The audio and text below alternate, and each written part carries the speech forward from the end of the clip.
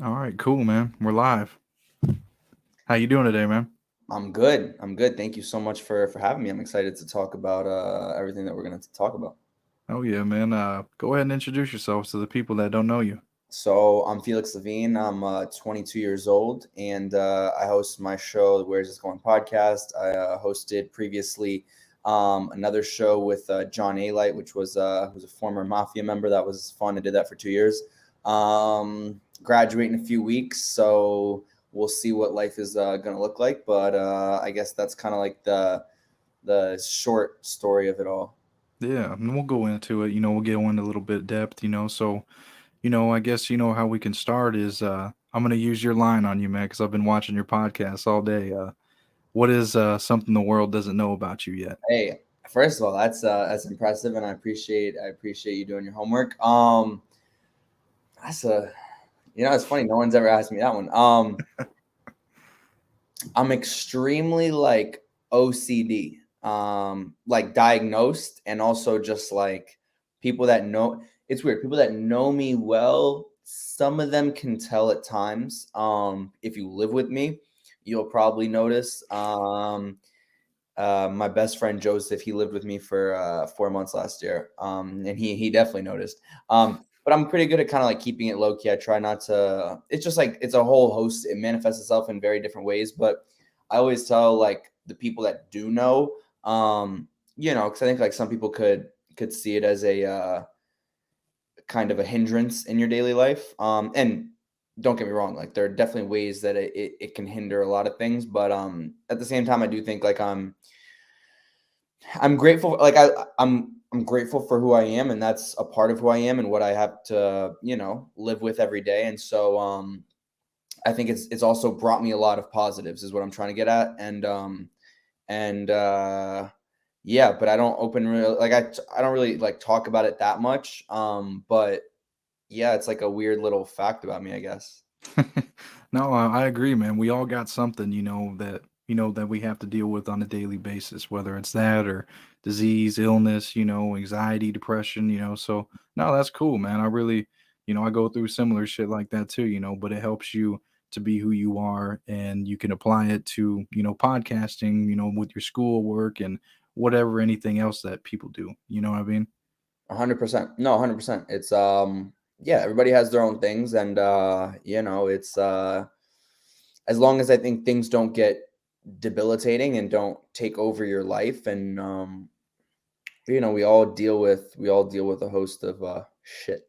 Yeah, for real, man. Well, I guess we can kind of start. What was your early life before podcasting? So I grew up, born and raised in Brooklyn. Mom is French, dad is American from California, and so what's up, Ethan? What up, E? um, Colby? and hey, what's up, Colby? Um, and so I grew up public school in Brooklyn, elementary school, middle school, high school, and then I played competitive tennis for like 10, 12 years. Damn. And and so then afterwards I really played like a fuck ton, like really like 3, 5, 6 times a week. Like it was it was at a decent level. It could have been better, but anyways, so yeah, that really consumed a lot of my childhood, and it taught me a lot just to getting home late at night. I mean, I would get home at like sometimes 10, 11 o'clock at night, taking the subway home from Randall's Island. If anybody from New York knows where that is, back to Brooklyn, it takes a long time. So that was kind of like my first taste of really knowing what it's like to work hard and work through fatigue and work through adversity, because then the next mornings I'm getting up at 6 a.m. and getting on a subway to go back to Manhattan where my school was at. So it was a lot of I always, when I look back on it, and that was a lot of kind of like shifting and kind of my mentality of like, knowing what it's like to grind and to be I don't want to say a professional, but like, to know what it's like to put your head down. And yeah, and then I went to Santa Barbara, my first year of college, UCSB, which was very different for me. Really didn't like it. Beautiful place, one of the most beautiful places in the country, but it just wasn't for me. I'm from New York. I'm from the cold. I'm from the mean people. In Santa Barbara, like they hold the door for you, like when you're like 15 feet away. Like in New York, you would never do that. Like I needed like the mean people. I didn't like this nice stuff all the time. And then that's when I started my show at the end of my freshman year, because I completely isolated myself when I knew I was going to transfer. I just stopped talking to everybody. Like I was just, and it's weird because I'm very social, and so yeah, and so I started my show end of my freshman year, and then I transferred over to Boston University for years 2, 3, and 4, and really went full time as much as I could with my show. And then life has been kind of crazy since then with the show with John Alite, the crazy guests that I've had, the stories that I've heard, the people I've met, the opportunities that I've had, business opportunities, investment opportunities, just weird, just takes you in paths that in ways that I never expected. And, here I am 3 weeks out from my graduation, and very encouraged, that, I'm very happy with what I've been able to kind of build for myself. And, very encouraged, because if I was able to do it while being a full-time student and other responsibilities, then, it motivates me and like humbles me and like excites me that I could, the potentials that could come when I don't have I don't want to say the burden of school, because it's a privilege in a lot of ways, but, the time constraint of being a full-time student. Yeah, and you said a few things, that I really want to touch on. With the school thing, it really gave you, or the tennis thing, it really gave you a aspect on, okay, this is what it is to work, and that's kind of how you can apply that to podcasting, you know what I mean? Because you work and work, and it takes hours and hours, and it takes trial and error and getting better and more and professional with it, and so was that with tennis. But, at a young age, that's a good skill to learn and be able to apply to, everything else that you do, whether it's, the podcasting or, going to college now and almost finishing. Yeah, I mean, it's funny because it's funny. My mom the other day, I haven't told anybody this, because my mom called me the other day, and she was like, or she didn't call me, it was when I saw her. She was like, I feel kind of bad, because I was a huge NFL football fan growing up, and she never let me play because she didn't want me to. She's French, so they don't even understand football. And then she's also just like, I don't want you taking hits to the head, whatever. And I think like when I was younger, it really disappointed me, because like, not to like brag, I had a good arm when I was like 7. Like ever since I would me and my dad, me and my friends, I would play football every single day. I felt like I could be good, man. Like, I don't know, like maybe I'm getting over my head. Like, I think when I was younger, I had this confidence in me. I was like, you could be a quarterback in the NFL. Now, who knows if that would have ever happened? Now, looking back on it, I'm probably a bit undersized. There's a whole host of things that would have probably not led me to that dream.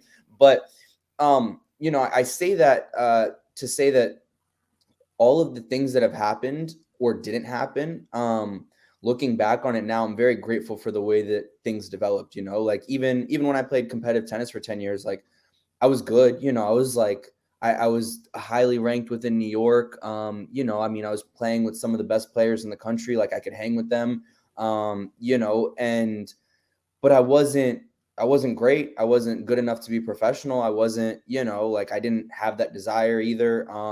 So someone like I could look at, like there was times where I looked at it at my tennis life as kind of a failure, because it's like, yeah, sure, you're a 2, 3-star recruit, whatever it was, but you're not a pro, like, so there are moments that you can look down and frown upon, but at the end of the day, I'm so grateful for where I am right now that all that stuff doesn't matter. You know what I mean? So if I had played football and I devoted my time to that, maybe I wouldn't have gotten into tennis. Maybe I wouldn't have, through tennis, learned some of those character traits that I bring with me now, of being alone in a competitive atmosphere, right? Like just being you with your thoughts and your like tennis is an individual sport, so there's so many things that I took away from that. And then, leading me to Santa Barbara. Like, what if I had gone to a place that I was actually happy at? Maybe I would have never started my podcast. And if I hadn't started my podcast, I wouldn't be talking to you here today, and I'm grateful to be talking to you here right now. So again, it's, things can go, I always think of it like things can go always one of 2 ways, or one of 3 ways, or one of 4 ways. Right. And this is the way that it's gone. And my future decisions will also have their own repercussions. But again, I'm happy with where things are. So, that's all I can do.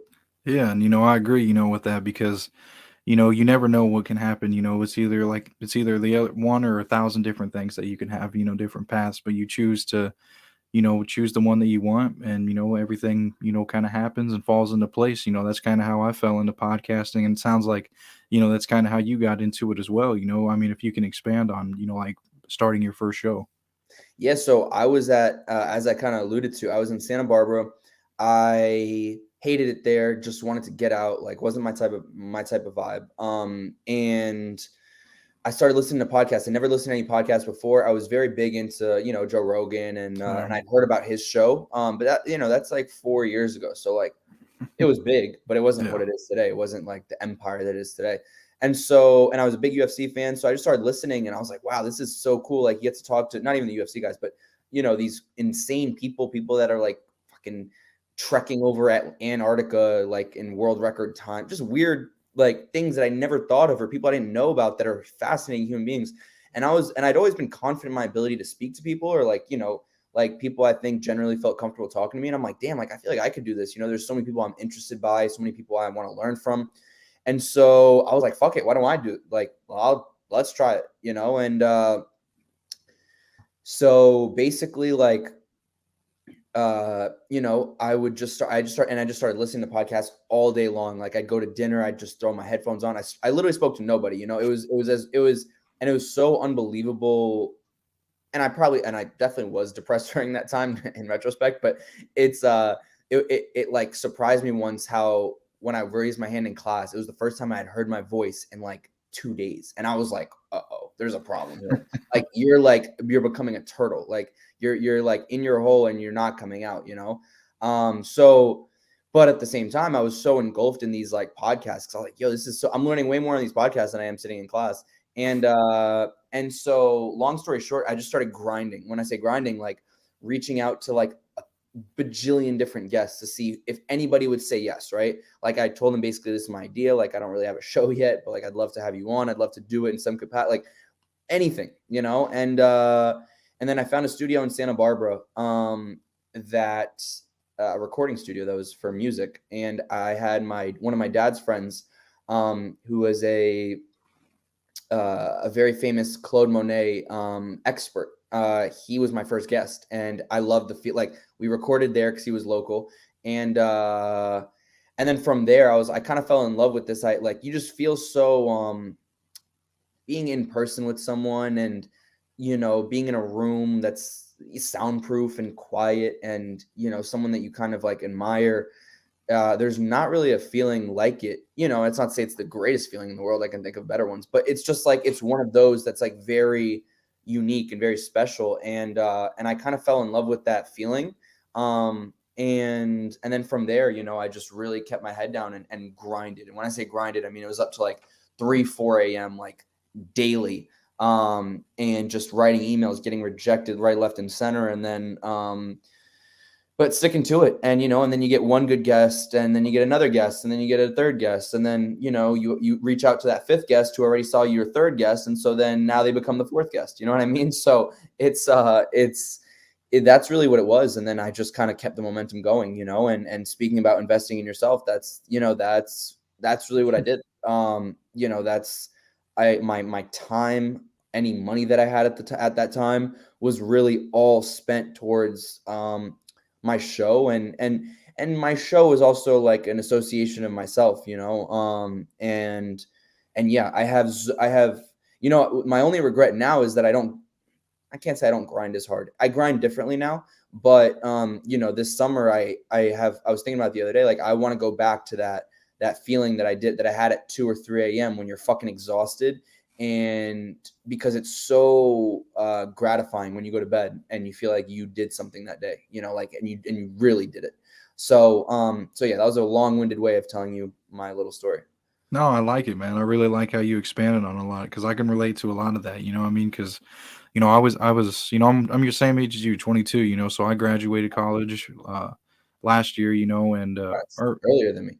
yeah, because I went and got a, what was it, a accounting degree, associates, and then a bookkeeping one or something, what is it called, diploma or some shit, but so I did that, and then I did the podcasting, and stuff. But I remember, doing the homework and then trying to find guests, and editing videos, and just all the shit that comes with it, making flyers, posters, all while doing school and working, so it's just, a constant fucking grind, so I know what you mean when you stayed up late as fuck, doing this, because it really takes a lot of time, but it's something that, you really enjoy and love and anybody can do because, I mean, that's how I started too, listen to Joe Rogan, you know what I mean? And I was like, damn, I really like all this, so I expand on a lot of different people just like you, it's not just the mob genre, it's rappers, actors, comedians, scientists, I mean, whatever it may be, you know what I mean? But that's how I like to do mine. And,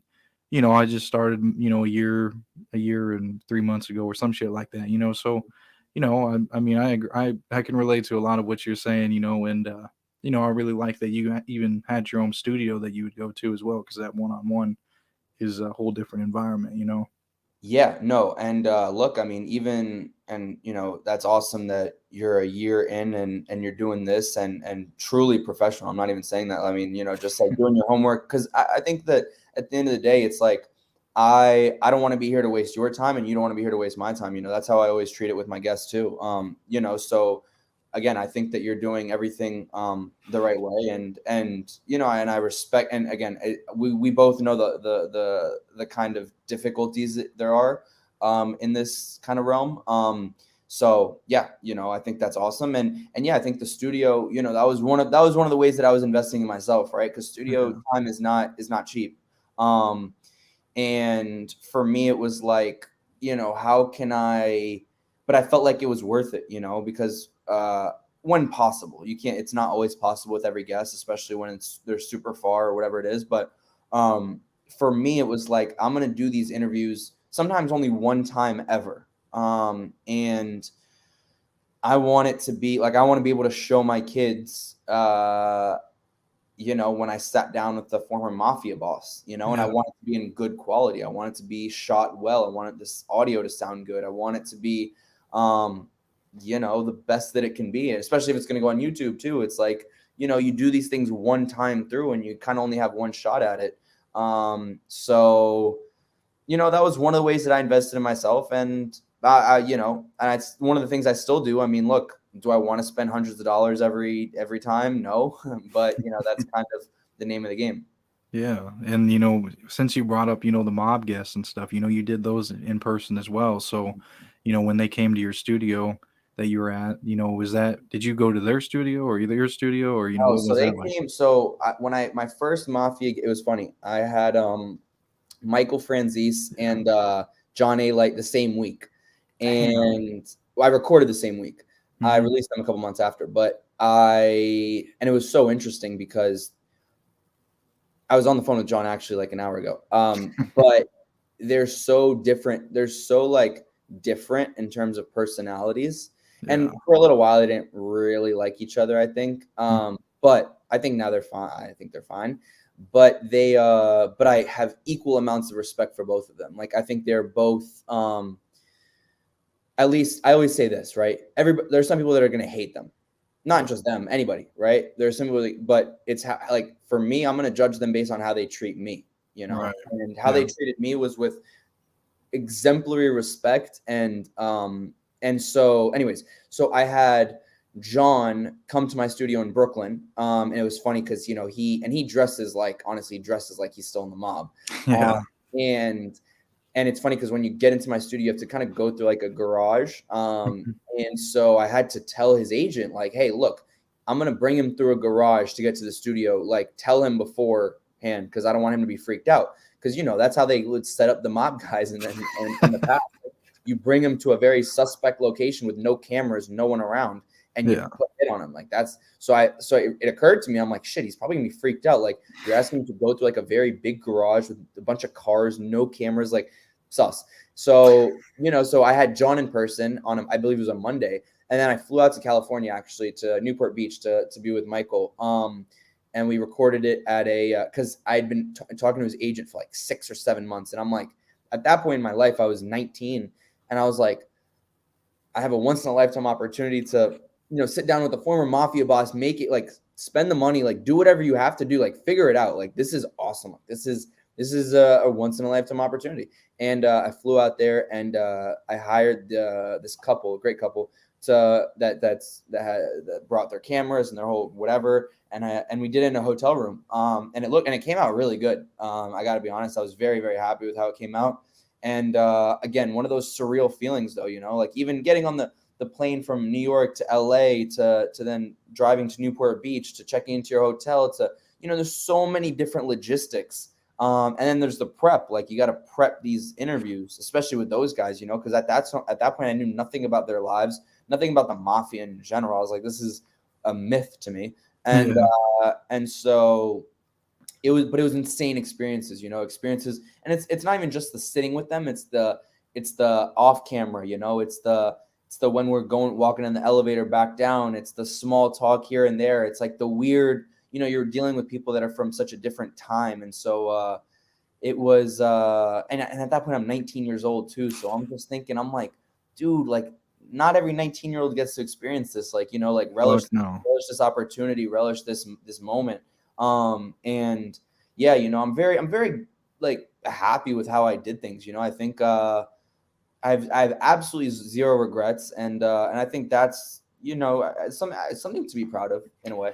Yeah, and I was gonna say, you did do a really, really, really great job on those. They were very professional. The questions you asked were great because I watched both of them, and it was definitely, you could tell it was worth the investment that you put in that because it came out perfect. You got them to open up about different things that they haven't talked about before. I've never heard because I watched multiple of their interviews before, and you conducted yourself well, and because on here you can put your questions on this on the side of the computer, but in person it's a lot different. And then being with them guys, not stuttering, because you're new to this and all this, you didn't do that really. I don't think you did it at all. No, I appreciate. No, look, I seriously, that means a lot. So thank you so much.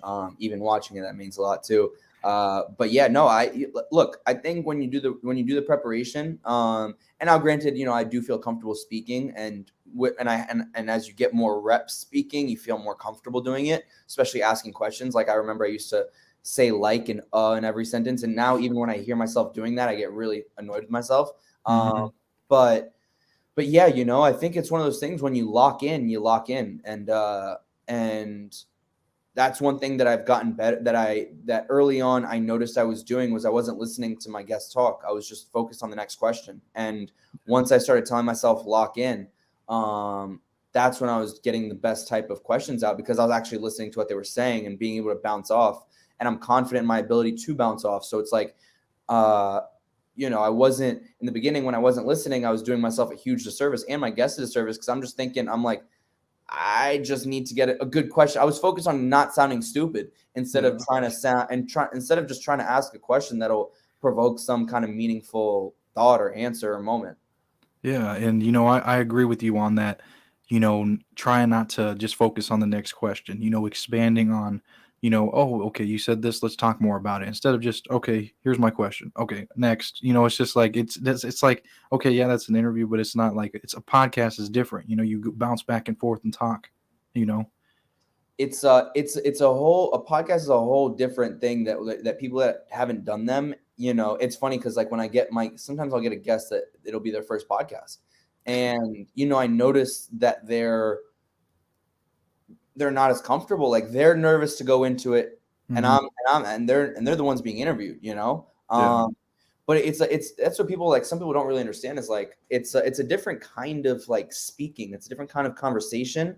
And that's why I think Rogan is the GOAT is like, he makes it as if like the conversations he's having live on air in front of millions is the same ones he's having at dinner with the same with his guest later that night, and the same tone, I'd imagine the same tone, the same authenticity, the same, like thoughts. It's and so I think trying to get as close to yourself as possible, I think is what ultimately resonates with people.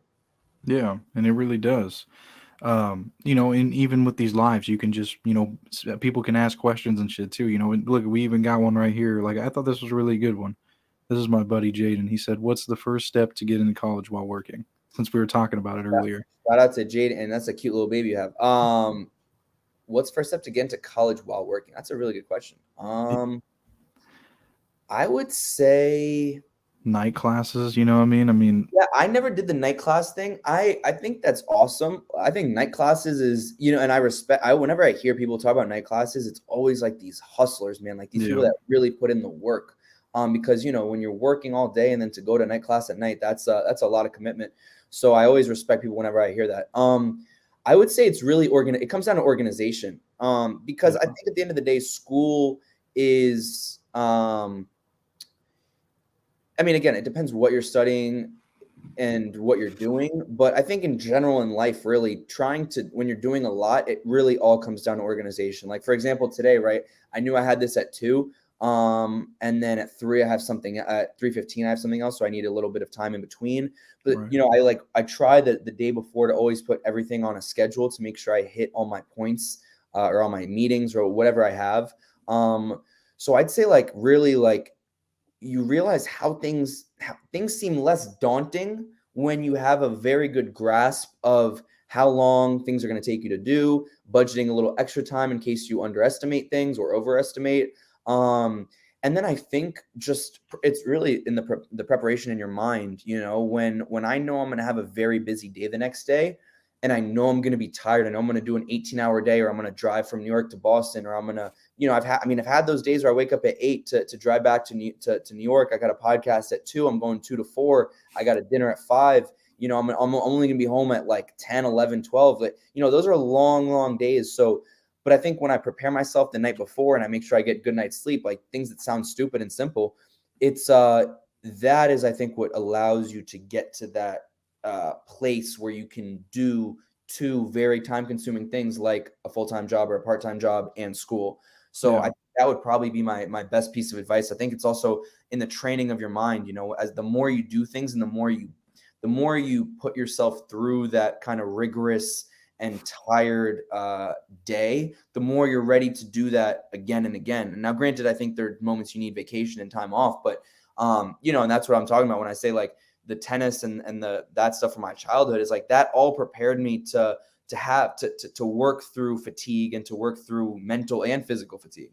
Yeah, I agree, man. That 100%, because sometimes it's just like fuck, I got to go do this, but if it's like something you really want and you want to do, you're going to do it. 100%. Oh, I always believe that. It's like that's and that even goes in your personal relationships, your romances, your whatever. It's like at Yep. the end of the day, if you want to do something, you'll find time to do it. You know what I mean? Yeah. Like if I want to see a friend or if I want to see a girl, like that, I'm gonna find the time. Like I'm busy, but I'll find the time, And same thing for work. It's like if you want to make something work, if you're passionate about it, you find the time. When a guest tells me I only have this availability on this day, like I make it work. You know what I mean? Yep. Like I don't like if school's got to go second to that, school goes second to that. If I got to move a meeting around, I move the meeting around. Like that's it. Like you don't know when opportunities come again. That's another big thing that I'm very adamant about is like when I have an opportunity with a guest that I've been wanting for a while, I don't try to push it off. If they tell me like I can do Monday at 3, I'm figuring out a way to do Monday at 3, unless like it's the craziest thing ever and I can't.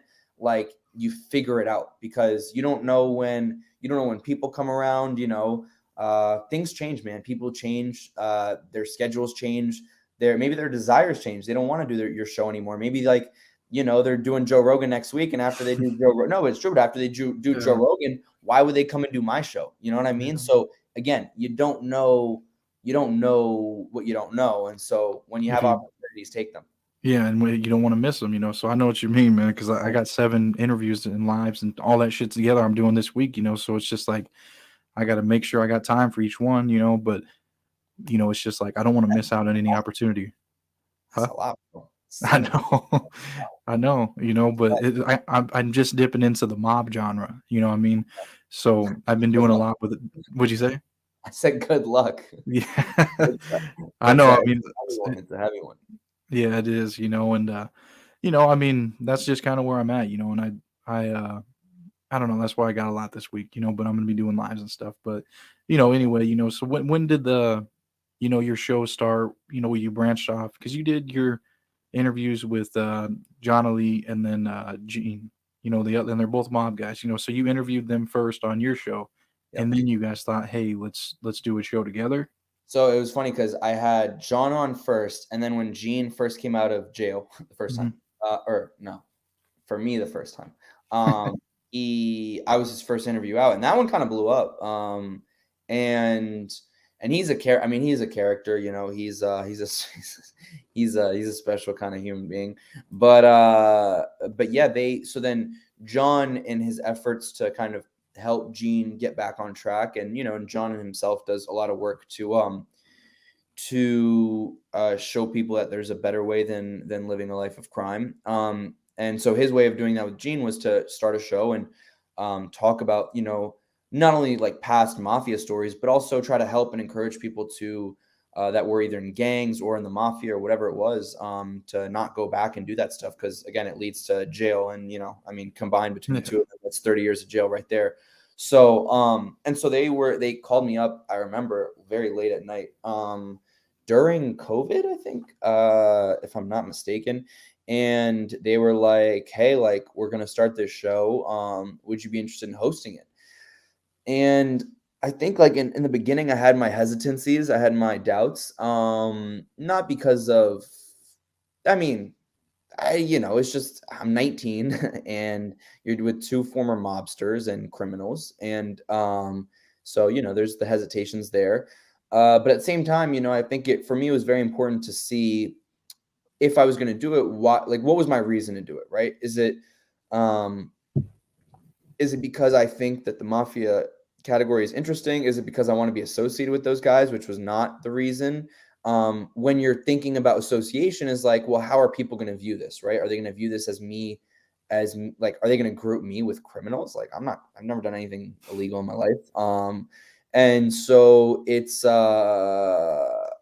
so it was kind of like, I thought about it for a little, and then I was like, look, their message is good, right? Their message is stay away from living a life of crime, or you'll look like us. You'll be in jail. You'll be in solitary confinement for 10 years. You won't see your kids. You won't see your wife. You won't see your family, or keep doing what you're doing, and you won't, and it'll lead nowhere. So, right. So for me, the message was right. It was right. Spot on. It was, we're going to try to save kids' lives, grown-ups' lives that are currently engulfed in crime.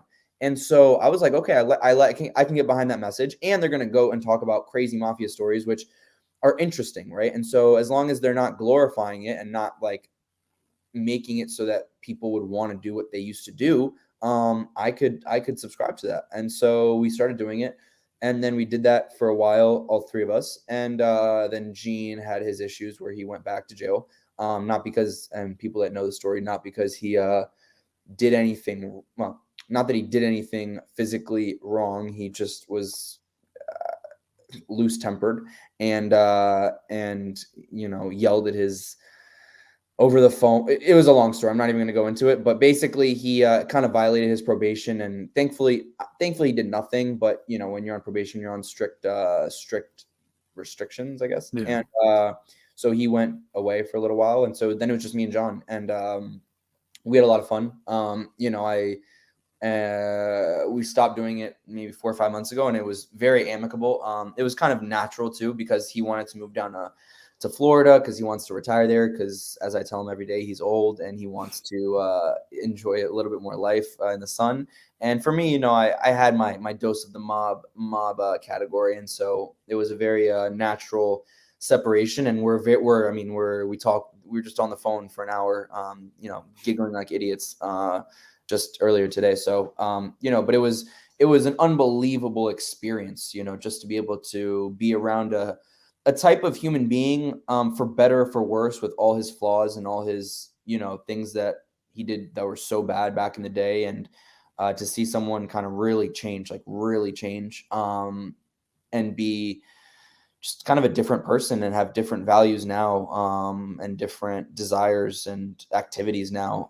It was very inspiring in that sense. And also, being around a type of person, as I was saying, that will never probably exist again. The mafia, the way it was in the 80s and 90s, will never happen again in that same way. So, it was enlightening on so many different levels of human psychology, relationships, how you can change your life. It really, I learned a lot. Yeah. I mean, it sounds like you really did, because I watched some of the shows, not all of them, obviously, but I just started watching them and stuff. And I was like, yeah, these are really great interviews and stuff, so yeah, I have to go back and watch them. But, done with now, but I mean, they're still forever on YouTube. So that's the great thing. So it still has its place in time, and those stories are timeless. So it's not like all that work you put in, all of it's not done yet. People can still watch that, and They you can got your still, own show they can now. still watch it, and for me, what I took away from it, that'll stick with me forever. Yeah. And the stories that like I don't know how many 19-year-old kids will be able to tell their kids that they were sitting at a table with 4 other mafia bosses from different mafia families at that age, talking about the illegal things that they did back in the 80s and 90s, that you read about in magazine articles and hear about on Netflix series that you thought were a myth, but were actually, and you're sitting with them and they're, so it's just like these once in a lifetime experiences that like I never thought I'd have. Yeah. And well, like you said, you take everything with you, and now you're focusing on the podcast. You're back to doing your own podcast now. So that's what I want to talk about now. I mean, I've seen it, recently watched, the MMA fighter you had on there, the other guy that owned the company with the app, what the hell is it called? Which The one? app, where you bet or you guess what the people are going to be Oh, doing. versus. Yeah, that one. Yeah, versus. There was another girl on there too. Uh, she talked about Snoop Dogg's story. She had like, Oh yeah. I can't remember the Who name. told me the Snoop Dogg story? It wasn't Carly. It was Jesus Christ, why am I blanking? Dude. It Wait, was let me, one of your recent ones. yeah, I know exactly who you're talking about. I couldn't remember the name of It wasn't Farah, I don't think. Was it Farah? No. it. Well, Well, but I mean, that's what I'm saying. yeah. It's just like different people that you have on. Laura Sanko. What was it? It was Laura Sanko. Oh, okay. Yeah. See, Good friend. that's what I'm saying. And that, so now, kind of talk about your new show, like what direction you're taking it. And, because it looks like you're doing it with a lot of different people, kind of like how I do it. Yeah, it's I'm very excited to graduate because I'll for the first time in years, I think I'll really be able to focus on it. Like that's what people think, I think, is like people always ask me like, so like you're only doing your show, like what's going on? And like the reality is I haven't even put the effort that I really think, shout out Kobe, thank you. I haven't really even put the effort that I feel like I deserve to give my show, or that people maybe think I give my show, which is good and bad. Good because I know the potential. Bad because I don't ever like feeling like I'm not giving my all. But I would say that I want to take it to a level where people are excited, like people are willing to click on a random episode and they trust me enough, they trust my judgment enough that whoever is that guest is interesting and they're going to learn something from it, like the same way I would do with Rogan, where I would literally like play like fucking podcast roulette and see like which one, and click on a random one and start listening, and I knew it was going to be interesting because I knew that who Rogan would bring on his show would always be interesting. I want people to have that same trust in me. I want people to, I still feel like I'm too reliant on my guest for like viewership and listenership. So I want people to hopefully feel like they want to listen because they know that I'll bring something to the conversation as well. I want to do live shows. I talked about that with Colby. Shout out to Colby. I want to do some live shows this summer in New York with maybe some comedians or more. I was even thinking, I was talking to John earlier, maybe do a live show with him at one of these venues. I think we could get a decent crowd out, but I think there might be some security concerns. That'd be awesome. So yeah, but anyways, there's a lot of different things. The live shows is really the one that I want to focus on. Live podcasts, live, again, I was talking about this with Colby, but I love live moments of creating memories for people, and because I love going, like, I think a great date or a great thing to do is going to a comedy show or a live anything. So I want people to have that same experience, to like be excited when they see that I'm doing a show, like, oh shit, like let's go. Like I know it's going to be a little bit chaotic. I'm going to learn something. I'm going to laugh. I'm going to cry. I'm going to have a moment tonight. I'm going to get a little drunk where I'm going to have like just the greatest time ever. So that's really where I see it going. And then also I think my show will grow only when I do something else to complement it. I think on its own, a podcast is a podcast. I think the reason why Rogan became Rogan was because there was Rogan the comedian, Rogan the commentator, Rogan, and people that loved him from his other ways of doing things. And so therefore that naturally transitioned into a show. And then it blew up because they realized, like, wow, he's not just a great comedian and a great commentator. He's a great podcast host, and he gets these insane guests, and he has insane conversations with them. So I want, and I know that I'm not going to just make a living off of my show. So that's kind of like the thought processes behind that. But the thought process behind that, but it's it's something that I'm really gonna, I think, sit down and take a few days to just think about when I graduate and when I have a little bit more time to just kind of take it all in and think about what I want my life to look like. Yeah. What are you going to school for? Do you have any plans So yeah, after? I'm currently in the Questrom School of Business at Boston University. Yeah, I want to go into the sports world in some capacity. I always said general manager in the NFL was my dream since I was like 7 years old. That still remains one of my dreams, I would say. I think we'd have to see. My issue sometimes is I want to do a little bit of everything. And in that, you spread yourself a little thin and you don't become great at anything. You just become decent at a bunch of things. And so I want to be, being great is very important to me. Like, that idea of being great and greatness is something that, like, I don't know, I've been obsessed with this concept since I was young. So I hopefully want people the same way I think about people as being inspiring and great and successful. I hope that people think about me like that someday. But so in that, I think that there's so many different realms that I'm interested in, but sports was always my first love. Football was my first love. UFC, I love. Absolutely. I would love to do something in that space as well. I think the natural route, of course, is, something on TV or something in front of a mic, because I have so many reps now and I have so many hours logged and I have so much to show. Well, so much. I have things to show for it. And it would probably be like the most natural path, but I don't know. I love the executive side. I love business. I love thinking and strategizing and hopefully outsmarting people. Like, how can I put together a better team than, the other guy can. So that's always something that I love. So I don't know. I guess the short answer is I don't know, but there's a lot of things that are brewing. Yeah, no, and that's perfect.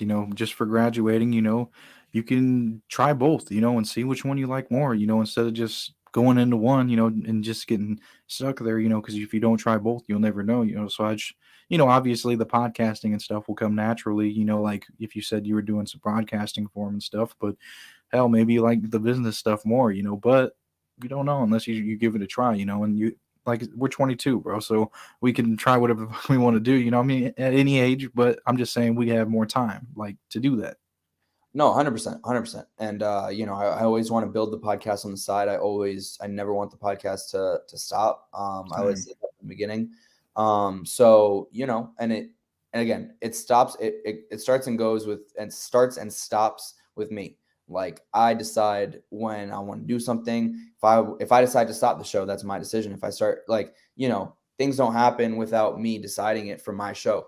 So, and that's the best thing in the world. And, sometimes it can be a little scary, it's not like, because it's my show and it's my baby in a sense, like I make all the decisions with it. So yeah, so I don't know, I guess, but it is definitely very exciting, and, scary exciting, Yeah. because it could go, as I said in the beginning of this, everything could go a different way. And it's just about seeing which way it's going to end up going.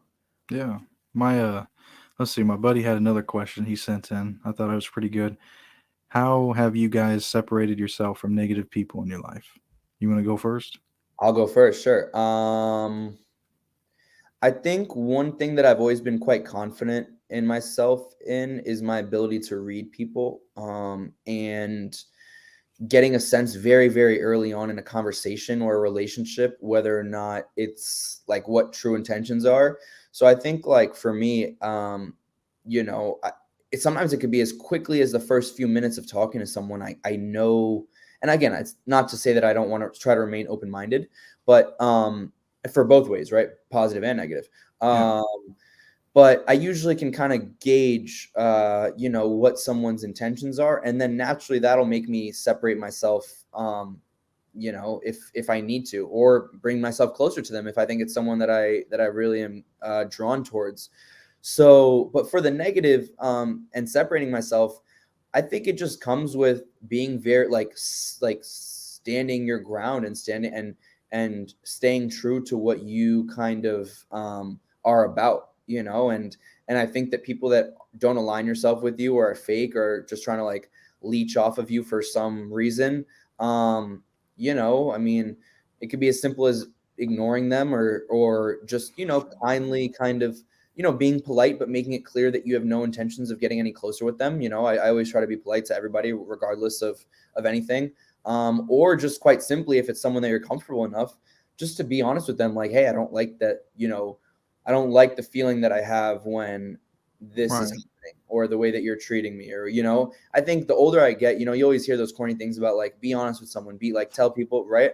But like, I think really like looking them dead in the eyes and telling them something in a respectful way it makes you grow a lot, and it makes you as authentic as you can be, you know what I mean?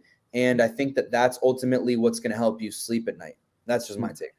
Yeah, no, I agree with you on that. You know, like you said, you treat people not different. You treat them, with respect, even if you don't like them on a certain level, or you don't want to associate with them because it's just going to bring you down. So that's kind of how I do that as well, with people. It's not like I dislike anybody, but it's just I know where I need to be at, so I'm going to focus on what I want to do. And that's just kind of how it is, but like people that comment or say bad things about me or anything, it's like whatever, I'm not going to worry about that because what I mean, it's just people online and Well, I but think I will take the positive. no, yeah, and I think too, it's I don't know about negative people, but also like, I think for us that are trying to grow our shows and our brand and stuff like that, I think when you know your goal and you know what you're doing this for, then it's easier to put the negativity aside. Like I remember when I would get rejected from these guests that I was dying to have, and I'd say like, I'd write them a whole nice email and then they'd say like, no thanks. Yeah.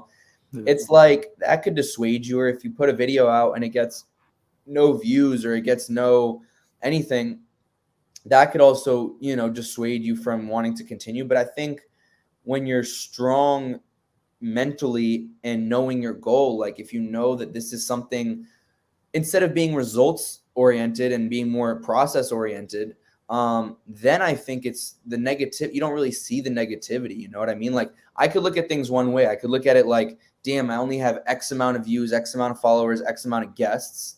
That's like, and then compare myself to someone that's, I shouldn't even be comparing myself. And then like, then the conversation is like, why am I even trying?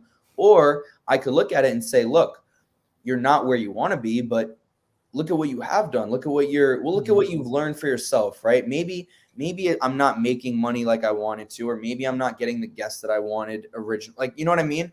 But the things that I'm learning from it, that could be the takeaway. So it all comes down to perspective, right? And perspective, I believe, is everything. Yeah, it really is, because like you said, it's just like looking at what you have accomplished instead of, oh, I got rejected, or, this person said no, or, it's like, oh, these people are talking crap, or I'm not making enough. It's like focus on what you have done, and that'll continue to motivate you. You know what I mean? And that's just kind of how it is. So I do appreciate you coming on. I know you had an hour, but I kind of want to talk to you a little bit after this. So did you have, oh, go ahead and tell the people where to find you. Yeah, you can find me on Instagram at Felix.Levine. I'm trying to and then find me on Apple and Spotify for the audio versions of all the shows. YouTube if you want to watch them in video. I'm trying to work on the YouTube a little bit because I've been kind of slacking in that department. And then where else? Where else? I don't know. I think those are mostly my my main channels of operation currently, and yeah, I guess. And if people are interested or have any questions, feel free to reach out. Oh, my website, felix-levine.com. You can reach out to me on email or DM on Instagram, whatever it is. But yeah, man, I appreciate you. Thank you so much for taking the time as well. Yeah, I really appreciate you coming on and giving me your time. Because you have 24 hours. You spent one with me, bro. I appreciate Hey, it. very happy to do so, but I appreciate you, man. Thank you. Thank you so much. Yeah, thank you, and thank you everybody for watching. Sweet. Let me hit.